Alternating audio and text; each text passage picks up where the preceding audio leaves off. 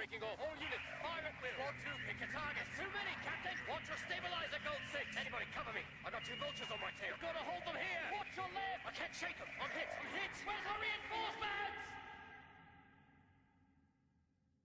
Hello there to you all, brothers and sisters. Today's video is one that comes from the heart. There are many like this, but this one is mine. And I'm talking about the clone trooper variants and vehicles that we have so far revealed for the EA Battlefront 2, from the mode that we saw in the E3 2017, Galactic Assault. And here we can see for any of the 4 main classes for both sides each specification's rating in Arabic. We don't know yet if in other game modes each clone will have a different name or variant, but we will see that later. I'm gonna tell you right now that in this video we won't be reviewing Rey, Han and a Naboo fighter, because those are not from the clone trooper army, and I'm almost sure that they only show those characters and vehicles in order to feature all 3 eras, like the Arkham Knight revealed at the E3 and the final product. And we won't talk about the cards' abilities also, just the troopers as they are for themselves. So let's get started, but first, one tiny detail that is another dumb thing from Disney canon. We have our 2 classic clone blasters, the DC-15S and the DC-15A, correct? Well, in Disney canon it was inverted and taken 1 letter away. In Disney canon, the DC-15S is now the DC-15A, and the DC-15A is just the DC-15. Remember the difference if one day you are tested about these names. Remember them very well. Now to the video. From the top. The assault unit in the clone army in this mode is the classic and regular clone trooper in phase 2 armor, armed with the classic DC-15S, called in Disney canon DC-15A, and with a blaster called CR2 heavy blaster pistol.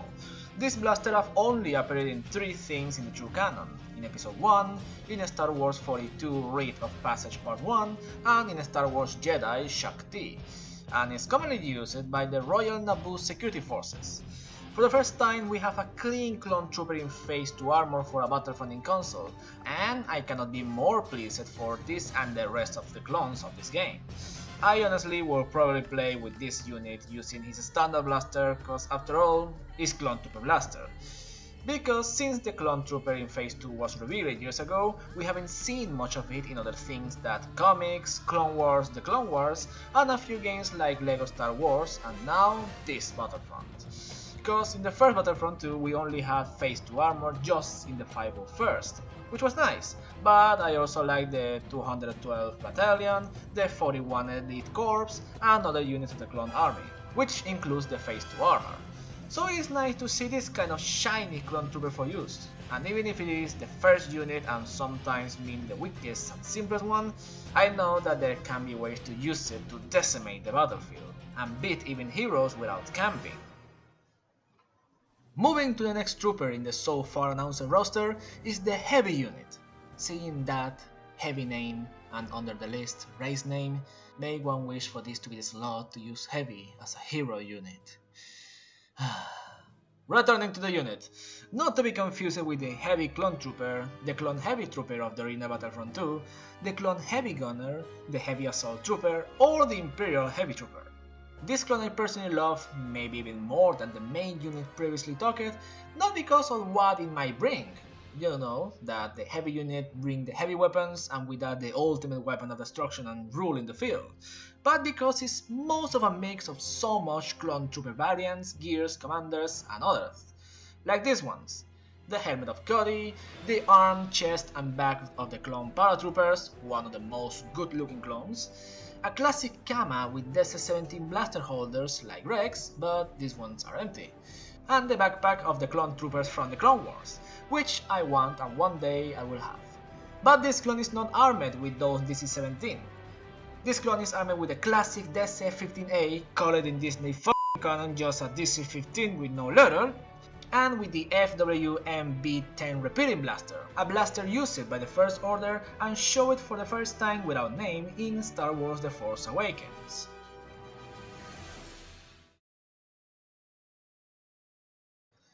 The next one to talk is the Officer, and in this case, the Clone Officer.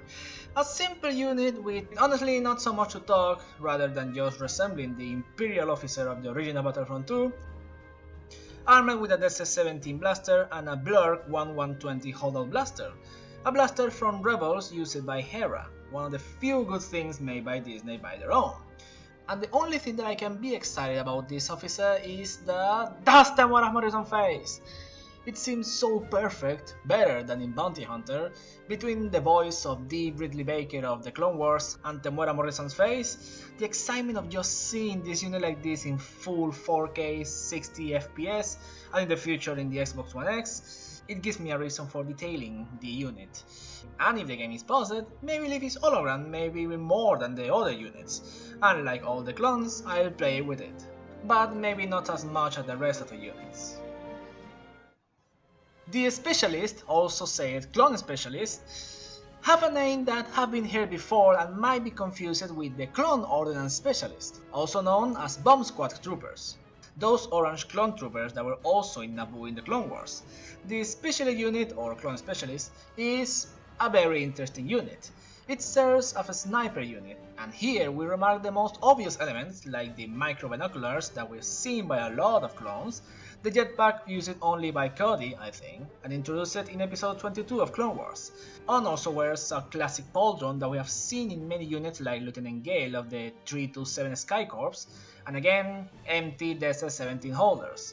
But this unit is armed for real with the Vulcan 38 blaster rifle, a blaster fully and completely from the True Expanded Universe, and the 8280 blaster, a blaster from episode 6. And even if this unit had been displayed to be the weakest of them all in health, it's leveled to be a good unit and needed for a victory on the battlefield. And now, we enter into the special units that only can be acquired with a specific amount of points, like in the original Battlefront 2. In that game, you unlock them and they were available the rest of the battle. I never got a unit locked again. If you had it, say it in the comments. And we start this unit's review with the Clone Jump Trooper. You remember us different units by the type, the jetpack and the name. It remembers us the original Jump Trooper from the Force Unleashed of the True Canon, to the Imperial Jump Trooper or Rocket Troopers from Disney Canon, but mostly it remembers us the original Clone Jump Trooper, call it Clone Jet Trooper, and the trooper that I most want to talk about it. Armed with a DC-17 blaster, a rocket launcher and a jump pack, like the one used originally by the Phase Zero Dark Trooper in the original Battlefronts and in the first EA Battlefront. But this one looks like a GT-12 jetpack used by Jango Fett, clone troopers and more, and wearing a very awesome paint job that I want to apply to my clone figures that I actually have and the ones that I will have in the future. Something interesting is that this one is the most expensive unit that is not a hero, and is even more expensive than the vehicles that we will talk in a moment, probably meaning that this unit will do the same that the original Clone Jump Trooper, the Clone Jet Trooper. An absolute rule in the battlefield, able to go through the firefight and even stands against squadrons, whole armies, vehicles, fighters and even heroes, and like in the original Battlefronts, just one good shot at the target and you could beat every hero, no matter if it was a blaster hero, Grievous or a force user.